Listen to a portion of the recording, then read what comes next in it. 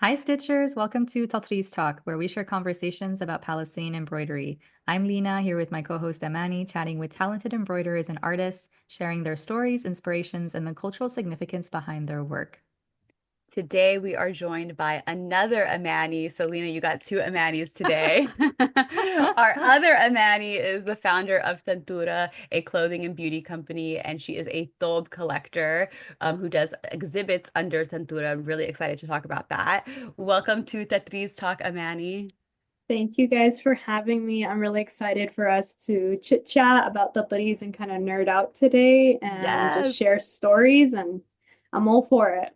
I'm very happy to be here. Yay! Thank you for having me. we love it. Amazing. Okay, well, Amani with an I, because that's how I'm going to reference Yeah. you. Um, can you share with our listeners a little bit about you and your family's connection to Palestine?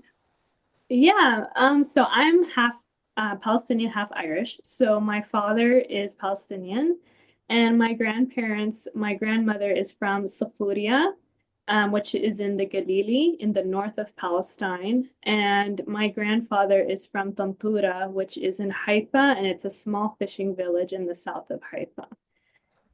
Just to kind of give like inside stories of my grandparents, they're from 1948 and they were ethnically cleansed from their lands. My grandfather's village, Tontura, was actually brutally massacred. And that is a very heavy scar for my grandfather growing up. He used to talk about Tontura very lovingly and talk about him swimming with his siblings in the sea. And so my family, even though that was his village, they also lived in the central parts of Haifa. And that's what a lot of families did, especially when their kids got older, they moved to the central part and probably had two houses. So my grandfather used to go down there for like the weekends or break. Um, and yeah, I grew up listening to a lot of storytelling about the sea, and my family were actually fishermen from Tantura, and that's hence our last name is Albahri. So we're very proud of our last name, and I grew up here in San Diego, born and raised. And my dad pretty much instilled in us that our way of Samud was by practicing our fishing tradition. So we've upheld that fishing tradition for several generations now. And so, yeah, I grew up fishing and swimming off Mission Bay in San Diego. And yeah, that's kind of our way of resistance on my grandfather's side. And then my grandmother's side is like true fellahin. She has that farmer spirit. I would say my grandmother is very grounded, very spiritual. She has this tenderness to her. Well, my grandfather is like more of the daredevil. He's more risky. He's like the sea. He has Mm. he has the ups and downs. He's very emotional. My grandmother, you can tell she's very connected to the land. They were olive farmers and tobacco farmers in Safuria. And I grew up listening to all her storytelling. I've recorded everything that she has shared with me. And she was just a beautiful woman I wish to, inshallah, be one day. And yeah, that's kind of about my grandparents. And then they had my father, and he lived in a refugee camp in Lebanon in Tripoli called Badawi in 1962. And yeah, and that's pretty much my family's story. And Mhm. then my father came to the States when he was about 16 Wow, he and was he started his young. life here. Yeah, he was very young. Yeah. Oh, and he settled by the beach. He knew. Hmm. Yeah, we make this joke in my family, like we're not people that can be land bound. We Mm, always have to be at a coast.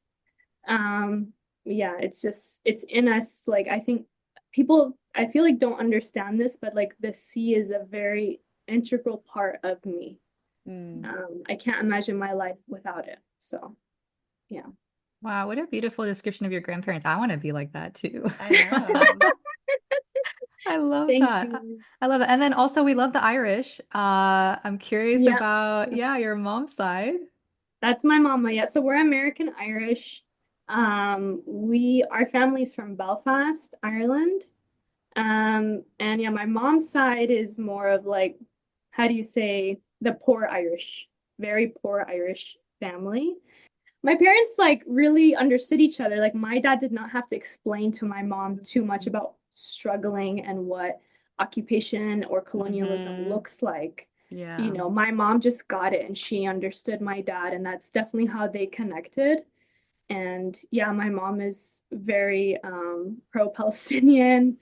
Yeah, it's just the Irish, that's how we are. So Definitely. very, very outspoken, very loud, very I love all humorous. these things. Like, Amani can relate. Amani with an Yeah, E. yes. Amani with an yeah, E. yeah. So that's about my family. Kind of like a background for you guys to Yeah. understand. Yeah. Yeah. And how did your family's like stories, especially like your grandparents' stories, like how did that shape your Palestinian identity growing up in diaspora? Oh, heavily. Um, Everything about me and my identity has been shaped, I believe, by my grandparents and the storytelling, and from my father as well.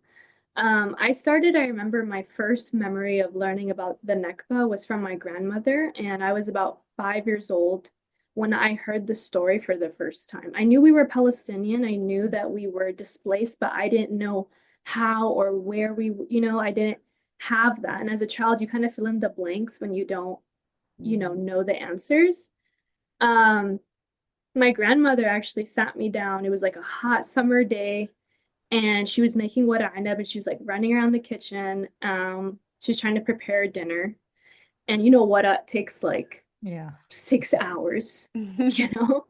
So she's running around and she's like, listen, I need you to sit down, sit down. And usually my teta was like very gentle, very soft. She like let me go play and do what I wanted. But today she was like very like this urgency.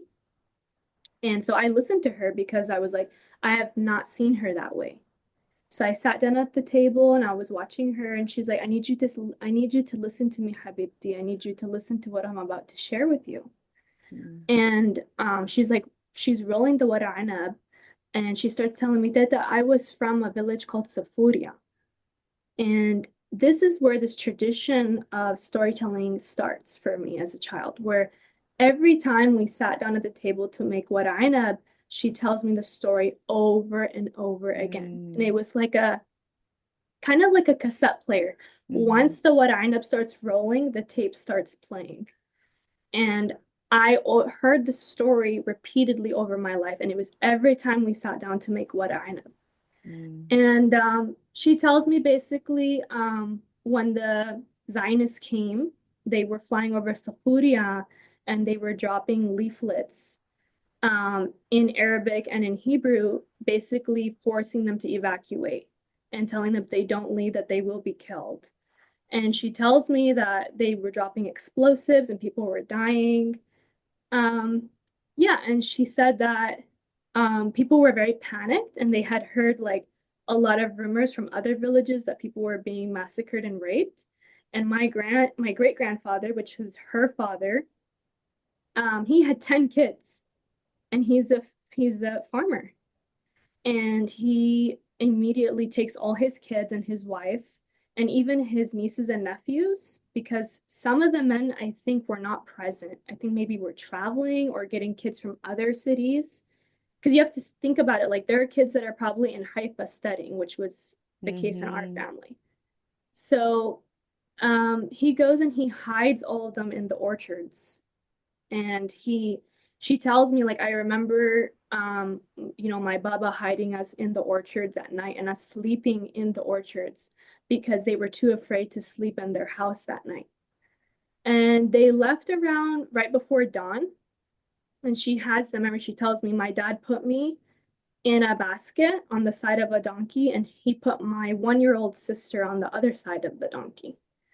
And as a child, I'm trying to imagine all this imagery, like planes flying over Safuria, them bombing this beautiful town, which was actually like known to be like the pearl of the Galilee. Safuria used to be the capital of the Galilee, and then it turned into Safed later in time.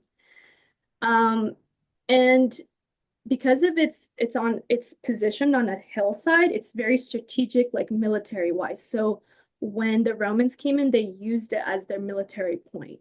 Um, so it was definitely an interest for the Zionists to come in and take that town because of how Yeah. strategic it was in order to take over the rest of the Galilee. So basically, as a child, I just remember being in shock was the first thing. I couldn't imagine she had went through something so traumatic, and I felt such deep empathy for her. But when she tells me the story, her voice never shook. She never cried. You know, she was very stoic when she would tell the story to me and very focused. And again, she's like rolling what I know. That's kind of like the imagery I have. I never saw her show any, how do I say, grief, Mm. only until her last moments with me in life. And that was, she passed away in 2020. So even right now, when I tell the story, I shake and you guys can hear my voice. But when Mhm. she tells it, it was just, she had processed it. Mhm. And I think that her family used to roll with Arnab and talk about the Nakba. I think that was a way that they processed their trauma together collectively. And Yeah. like when you're making what Arnab, everyone has to join in. It's a Mhm. collective, how do you say, food that everyone needs to help out, Yeah. you know? So I think that her family used what Arnab as a way to sit down in a calm state where the mind can process and you're not moving around. You have to sit down. You have to be Mhm. patient, you know? Yeah. And you see the same in Tatreez. When women are doing Tatreez collectively, they're sitting down, their hands are busy, but their minds travel to different places, Mhm. So I think that was the equivalent for her and her family. Um, but yeah, I repeatedly heard this story over my life, and traditionally it was told over making watarna. Mhm. And it was bitter and sour and sweet, and yeah, it was, yeah. So that's kind of my Teta story. Mm. That's a beautiful way to like have that story told to you and to be able to carry that on. I'm, you mentioned Tatreez, and I think it's kind of the perfect segue into talking about your Tatreez journey and how Tatreez showed up in your life, Yeah. growing up and when you started to practice Tatreez. Yeah.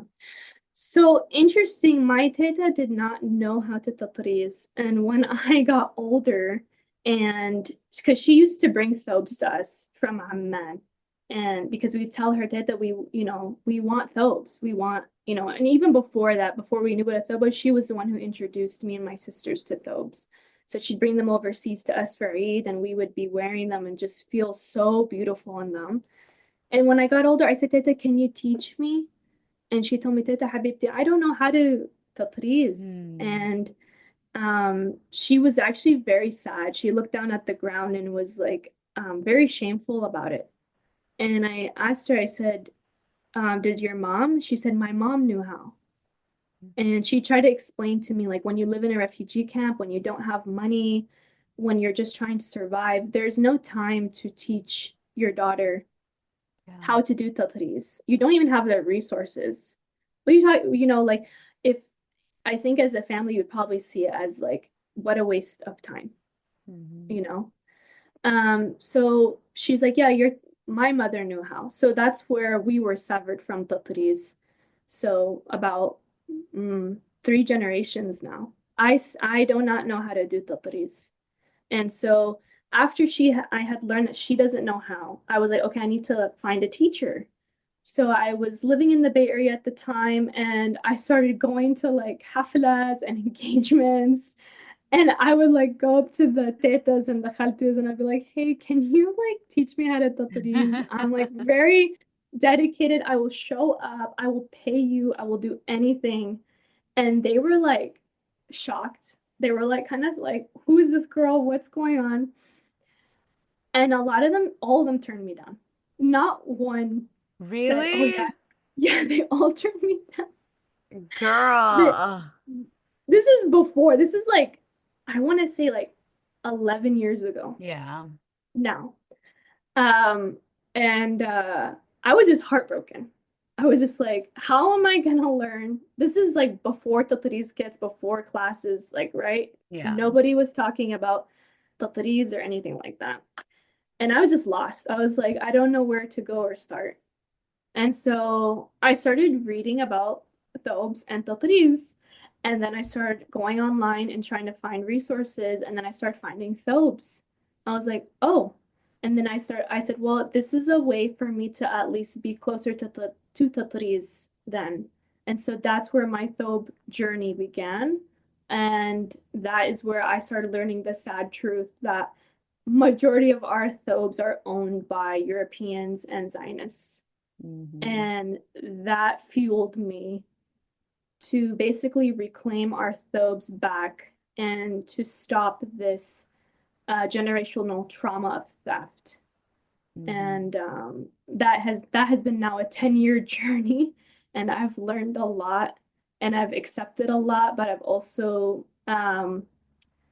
can I resist every day. Every day I'm looking, every day um every day I feel like I'm saying no to the erasure of our people. Um, so yeah, that's kind of how the Thobe journey began. I'd love to dive a little deeper into this Thobe collection. You said it's been 10 years in this journey now. Um, can you talk a little bit about the start of this journey of collecting Thobes and kind of how it's changed over the decade that you've been doing it? Yeah, so like when I first began looking, I was looking on like Etsy and eBay, right? And I didn't, I obviously don't know a lot of the Thobes I was finding at first, I didn't even know where they were from, Mm. and I would, go and buy the thobe and then I'd bring it home and I would start researching about it and looking at the motifs and understanding. But honestly, it took me years to really understand what I was looking at because Tatreez has so much deep meaning. And I started later in my journey, some books didn't give me the answers to what I needed. And Mm. so I started actually talking to Palestinians, and majority of the Palestinians who know about the trees and thobes are men, Palestinian Mm. men. And they have done an extraordinary job of preserving this knowledge. And so I would be talking to them online through WhatsApp, Facebook, asking them questions, and they know everything. And they know the reason why they know is I had realized is that Palestinian men had to know the language of the Tatreez in order to actually marry a Palestinian woman. So that's I don't know if you guys are probably aware of that. Is like Tatreez, yes, is a fun, beautiful thing to do with your girls, with your mom, but a big part of it is getting married and finding a potential suitor. And it's a language. And so Palestinian men actually have to learn that language to understand Palestinian women and to have children and so they are very knowledgeable about the Tatreez and Thobes, and they love their mothers, they love their sisters and their wives and their daughters. So sorry, I get emotional when I talk about it. But when they preserve this knowledge, it's because it's out of love for Palestinian women. And that's something I learned in the journey. Yeah, and it's we had another guest, I think it was Wafat, who told us they were also very involved in the Yeah. process of making a thobe. Like Yes. typically the men are the weavers. They're the ones providing Yes. the materials, the fabric. Yeah. Um, so yeah, it's people think it's completely done by Mm-hmm. women 100%, and technically the embroidery maybe perhaps for Mm-hmm. the most part, but there's a lot more as well that goes into that.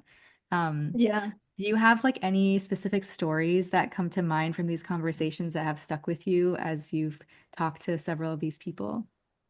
Yeah, so I connected with a Palestinian man who lives in Jenin, and I started doing research focusing on like the north of Palestine. I wanted to learn more about the Galili and the Fallahin because they're actually very forgotten in like the Tatariz and Thobe world.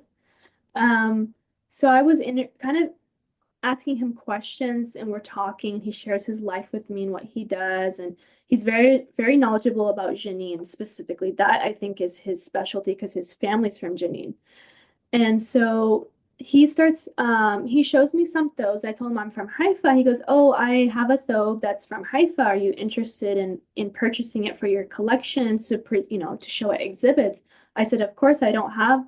I've been looking for 10 years for a thobe from Haifa."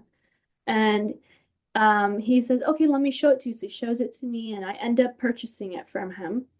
And later, when I showed the thobe at the exhibit, the fustan, I started asking him, "Can you tell me more about where you acquired this thobe? Who made it, possibly if you know, because this also gets lost." And he said, "Yeah, her name is she lives in the Jenin refugee camp, and her name is Miss Abdel Ghani." And I was like, "Excuse me, that is my teta's family's last name." And Wow. right away I was like, "What do you mean? Like, is this her family's last name, or is this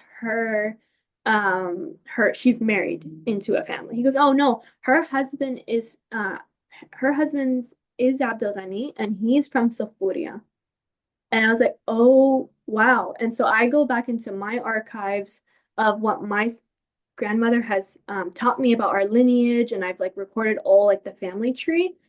And I have realized, I'm like, "Oh, I found out that the woman who made the fustan, she made three, one for each daughter, and she is originally from a village in Haifa, because that's what intrigued me. Like, why is a woman from the Jenin refugee camp making a thobe from Haifa? That's what Mm-hmm. first kind of like alerted me.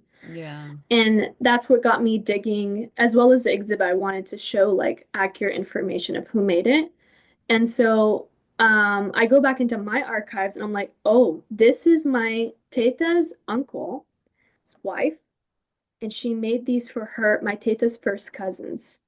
And yeah, we have located our family through the Thobes, Oh, which I'm gonna is, cry. yeah. Yeah, I cry too because it's like how I never thought a Thobe would connect me back to my family. And it Yeah. just amazes me. And yeah. And I don't know what other words you have to say. Yeah. We've got the Amanis. The Amanis are pulling it together. The Maddie's Love are me, both crying. love me, my Amanis.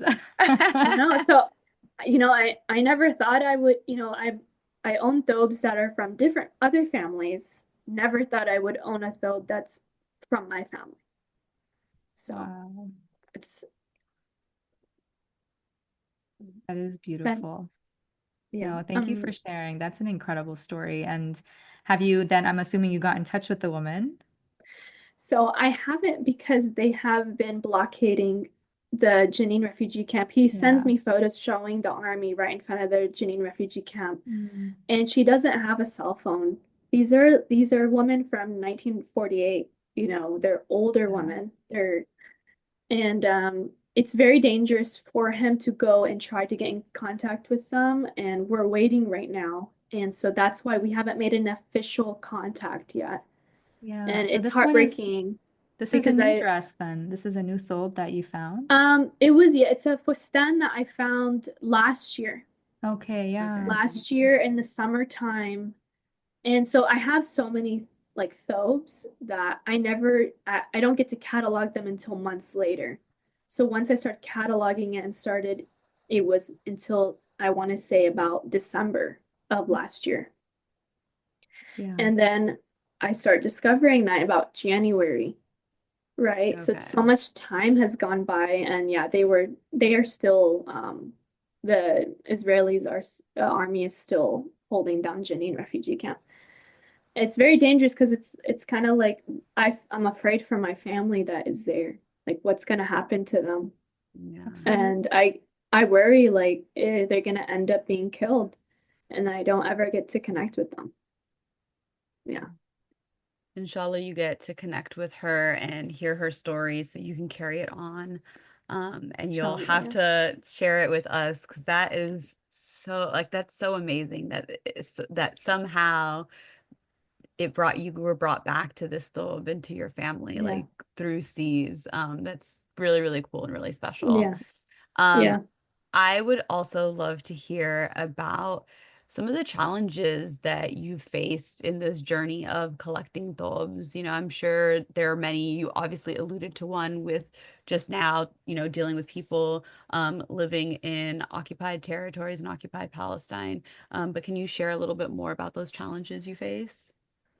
Yeah, there are quite a lot of challenges when collecting and preserving thobes and rescuing them. I think the biggest challenge is definitely speaking with Israelis and Zionists and Europeans that have our cultural regalia. And that is always something that I have learned over the years to just be very minimal, how do I say, and like not give too much information about myself. Yeah. I don't want them knowing I'm Palestinian. Mhm. And I have to be very strategic when dealing with those sellers. Mhm. And so it can be very infuriating because they'll label our thobes as Israeli, Yeah. or they'll label them as bohemian, something exotic, very orientalist.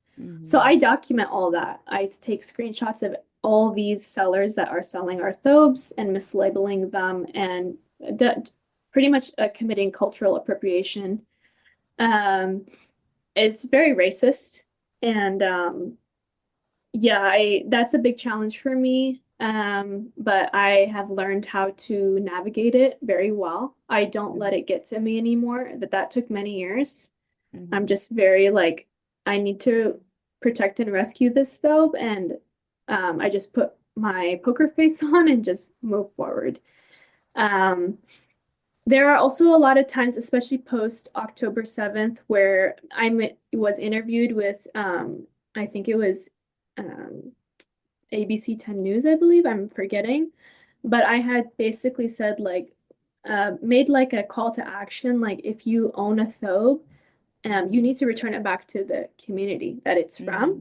Mhm. So I've had several white collectors, European collectors contact me and donate thobes Oh, to that's me. really nice. Yeah. So that's has been very, how do you say, I'm happy that people are responding to that call of action and taking Yeah. it seriously. I've had white collectors give me back jewelry and thobes. So I'm happy that people are listening and really taking it seriously, that they should not be owning Palestinian cultural regalia. It's not theirs. It should be returned back to our people. And so yeah, another challenge is working with Palestinians in occupied Palestine in the West Bank. We have a lot of thobe sellers in the West Bank, and I feel very bad because there's a mixture of guilt that they feel, where they love, they obviously are Palestinian and they don't want to part with these thobes, but they are forced to. And they are, when you live under occupation, you don't have much options for making a living for your family. And so they're being forced to sell their thobes, unfortunately. And I've I have rather they sell the thobes to us Yeah. than them being, because they end up selling them to Europeans. That's what actually, in my 10 years of collecting, when I get the thobes back, like the really old thobes pre 1948, it's because they were sold to Europeans through the Jerusalem souks, Mhm. you know. So unfortunately, Palestinians have been forced to sell our clothing in order to make money, in order to support their families and to stay on the land.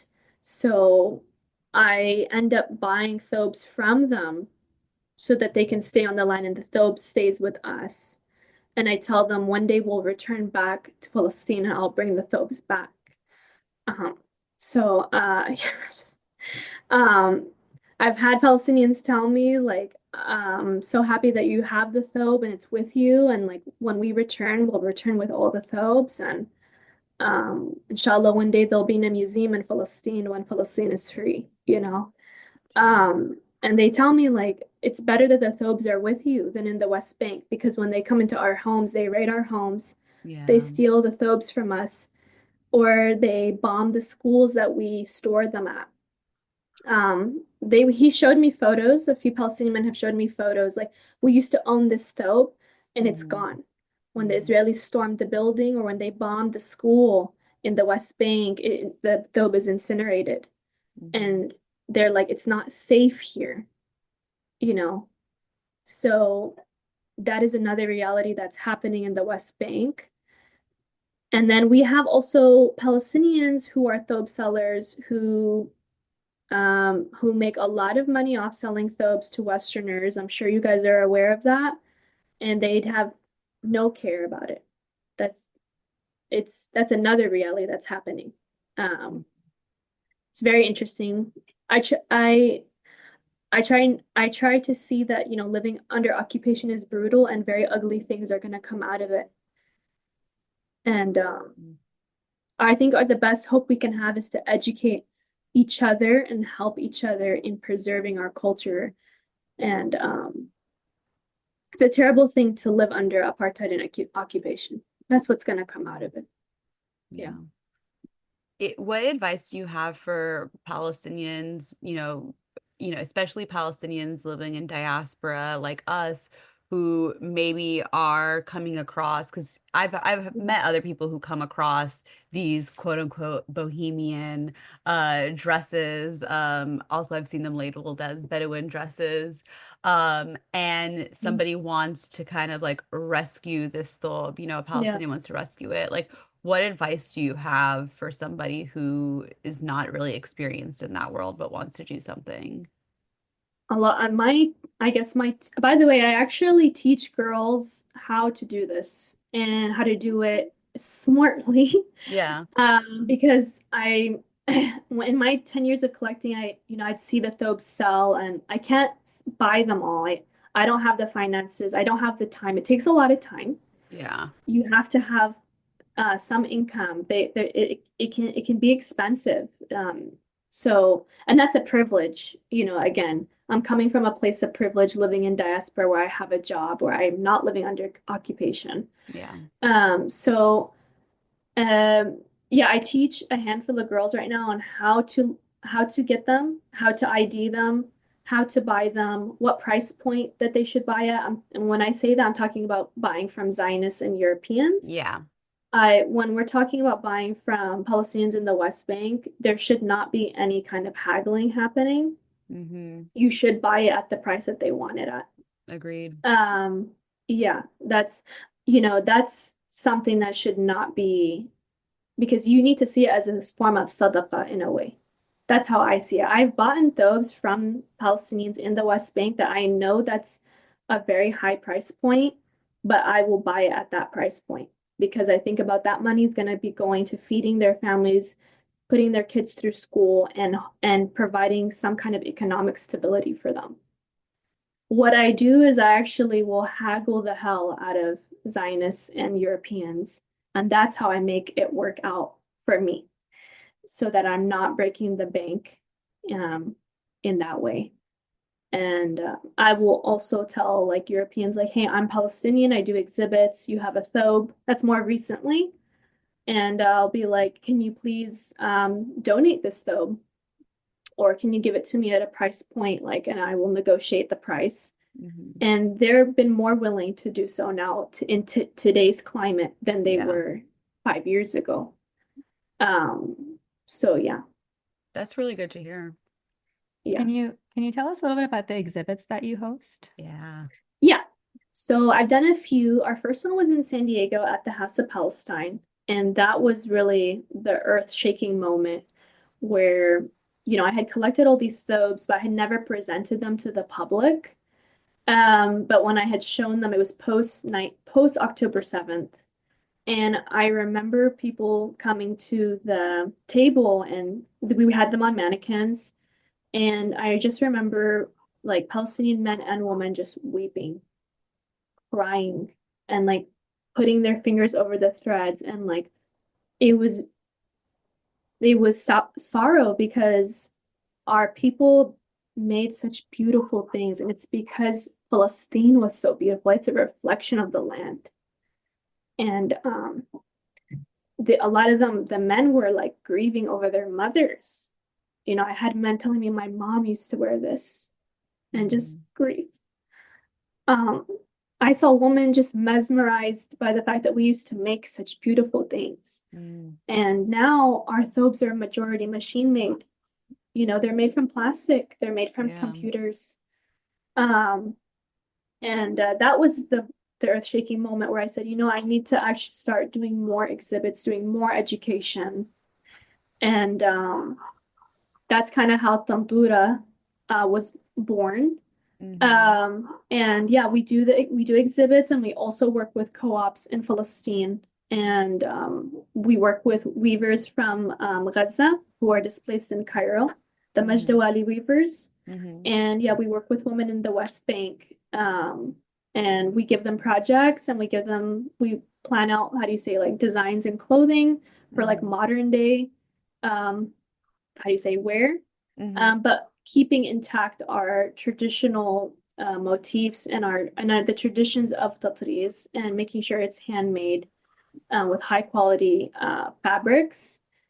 And I really feel like machine made really strips us of our culture and our identity. I know that we grew up, you know, in an era where we were wearing machine made thobes. You know, I have thobes that are machine made from when I was a teenager, you know, that my dad brought over to me from Jordan.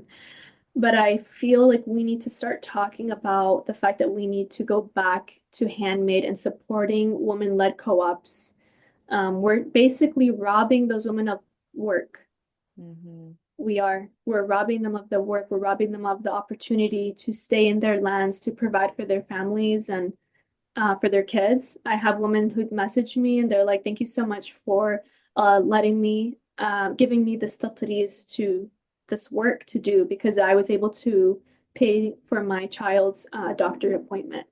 I'm able to buy them their book supplies. And we need to really shift our gears to supporting our economy in the West Bank. The West Bank's economy has been trampled by globalization, colonialism, and by machine-made.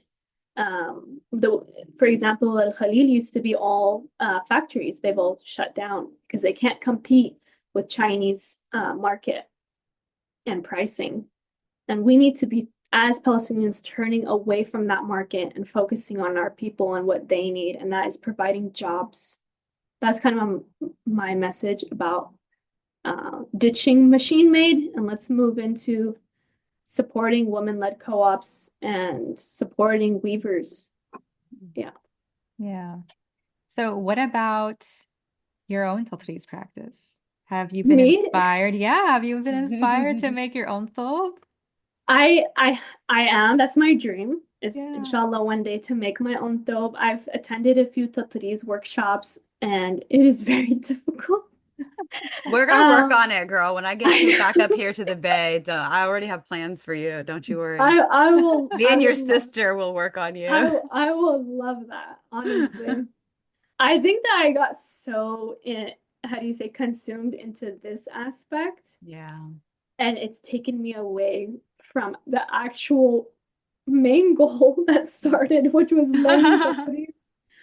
And inshallah, I hope one day that I can sit down and with other Palestinian women and learn how to Tatreez. That's the dream.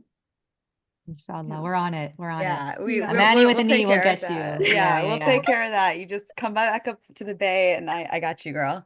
So I love what you're doing with these exhibits. I love what you're doing with like the collecting, and even like to teach others to collect, because I think it's very real what you're saying. Like I know some other people, we know some of the same people who like also do some collecting as well. And exactly what you're saying, like it is time consuming, it is expensive for people.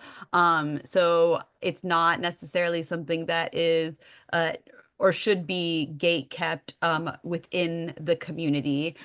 So love that you're doing all of that stuff. If somebody wanted to have an exhibit locally and wanted to showcase these like beautiful twab, like is that something that you're going to be doing more with Tantura? Like, how could somebody collaborate with you on that? Oh yeah, definitely. I already have like a group of women who have been collecting and they have a beautiful collection. I said, listen, we're gonna have an exhibit. Would you like to put my collection with yours and with other women? And they're 100% down. And so it's definitely a community effort to make this happen. And I'm so happy because when I started this journey, I felt very alone. And Mm, now I have all these women who are like ready to learn, ready to commit themselves to this work, ready to preserving and protecting our culture. And yeah, I'm super excited. And in a way, if you do have thobes and would like to collaborate and would love to be a part of an exhibit one day, you can contact me through Instagram. You can go to tantura.co. You can email me. We can put all that in this video. But yeah, it's very easy to get a hold of. And if you have any questions, if you need help, if you want some knowledge or tips, like you can always contact me and I will help you. Yeah. Amazing. Thank you so much, Mhm. Amani. This has been such an emotional conversation Yeah. for all of us involved. And I mean, it's important. It's an important conversation. Thank you for sharing such intimate Yeah. stories, and because like really like it's hard to explain to someone in one sentence, like, oh, this thobe means something, or like Tatreez yeah. means something. But Mhm. they carry these stories, and Hmm. that's the part that really is essential in sharing and getting across, because I don't think even us as Palestinians, I don't think Palestinians understand that Hmm. these stories are held by the thread that makes up the Yeah. embroidery on these dresses. And Yes. um, I think this particular conversation hopefully can be an easy way for anyone to have a relationship with Tatreez, like you don't Mhm. necessarily have to be the one stitching. Yeah. You can just have a connection through these stories, and through that you have an appreciation for Tatreez. You start to value Tatreez more, and you start to think a little bit when you either purchase something that has Tatreez, or the type of quality that you end up going for, or just learning about the person who's making the product. Like Yeah. that, all of that is so critical. And I think like this type of conversation was really vital in sharing that more broadly. So, just thank you for that. Of course. Yeah. Thank you guys for listening and crying with me and feeling with me. I think Palestinians have a hard time telling their stories because Hmm. like you saw, we're all crying together. It's Yeah. difficult. Hmm. We're talking about the pain of many of our ancestors, and it's all inside of us. And when I'm crying, it's not only me crying, that's my teta crying. That's my teta feeling sad. That's my great grandmother feeling sad. Um, and again, you're right. You don't have to actually know how to tatriz to feel connected or feel the importance of tatriz or love tatriz.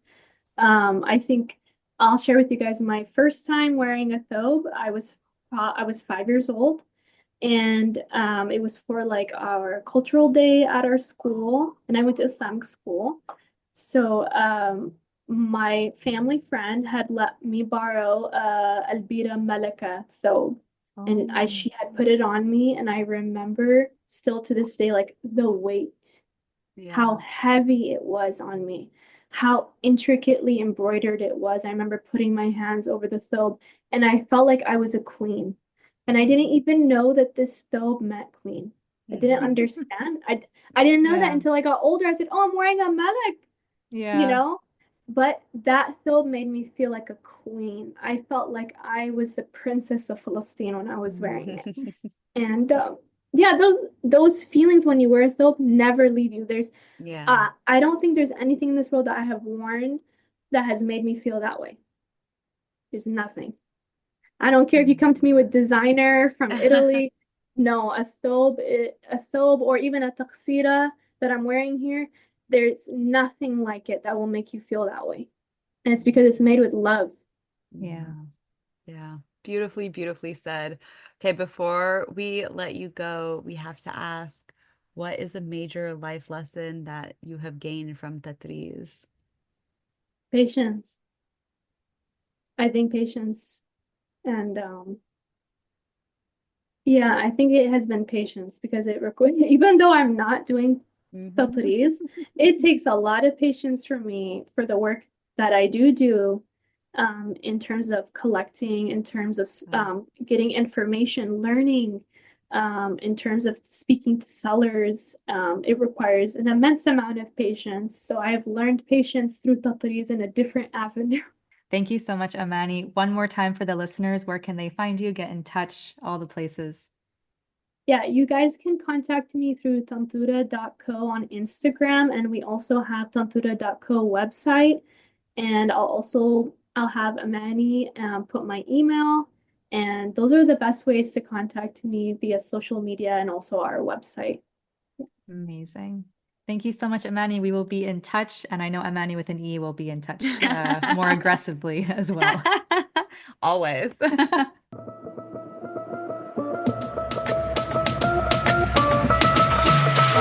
You know, so when I think about a thwab and like why it's so important to me to make a thwab, it's literally to, like I say this all over my website, right? This is my branding, whatever, is like you embed yourself in the thobe, right? Yeah. And I feel like for me, a lot of it has been more how to embed in a thobe as opposed to taking or understanding what was embedded in a thobe. And so this was a really like interesting way to think about Tatreez and Athwab through the stories that Amani shared. And that's literally why we do what we're doing, right? It's like Yeah. this is why it matters, is because it's not just embroidery, it's not just a thobe, it's a story. There like literally it's many, many, many, many stories of all these people. Um, anyways, yeah, I'm just like these stories are so powerful. Yeah, I also think it's a good glimpse at a different side of things for people who maybe like actually physically stitching isn't something that you connect with. I mean, obviously Lena and I want you to connect with that and we want you to be physically stitching, but like that's not for everyone. That's totally okay.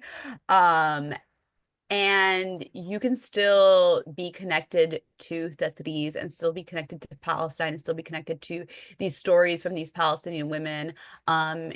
Even just through like whether it's collecting or admiring and learning and appreciating the beautiful pieces that they create and being able to learn from that. So it was just really cool to hear that perspective from Amani. Two Amanis are better than one. How Hey. does it feel to like to mention like name someone else who's not you? Oh, girl, I know so many Amanis, by the way. Like literally in college, there was another Amani, and we're like, I literally saw her at Eat Prayer. She has like super beautiful curly ringlets. And so I always used to my hair is wavy, but I always used to wear it straight. And like this is back in the day, like I used to flat iron it hella Yeah, straight. yeah, And yeah. so I was known as straight hair Amani, and she was known as curly hair Amani. So yeah, I'm used to other Amanis. I love Amanis. We're the best. I actually have not met an Amani I don't like click with.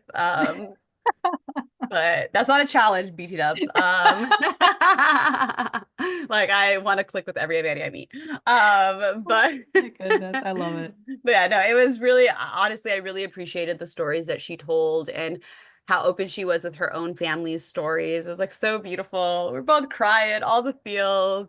But I really appreciate that kind of stuff because, it is something that I think is helpful. Even when she was telling the story about her grandmother talking about the Nakba while like rolling what like clearly, as she said, like her grandma had already processed that, and clearly this like ritual, if you will, of making diwali and telling this story was something that resonated with the family, something that the family did, right?